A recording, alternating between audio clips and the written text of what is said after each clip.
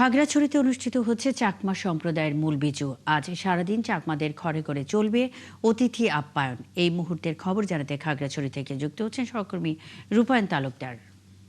রূপায়ণ, চাকমা সম্প্রদায়ের লোকেরা কিভাবে উদযাপন করছেন দিনটি, কি বলছেন তারা?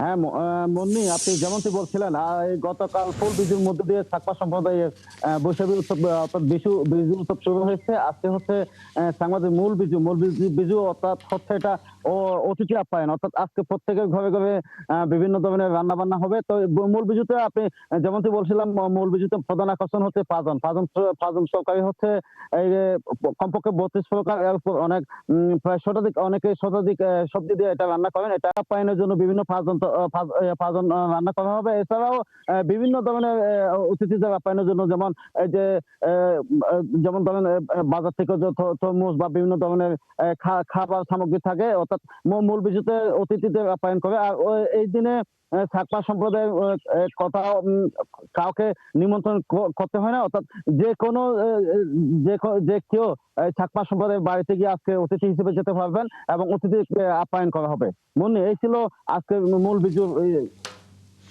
রূপায়ণ তালুকদার, অসংখ্য ধন্যবাদ। সঙ্গেই থাকবেন। খাগড়াছড়িতে অনুষ্ঠিত হচ্ছে চাকমা সম্প্রদায়ের মূল উৎসব বিজু। এ বিষয়ে খবরাখবর নিয়ে আমাদের সঙ্গে রূপায়ণ তালুকদার যুক্ত ছিলেন।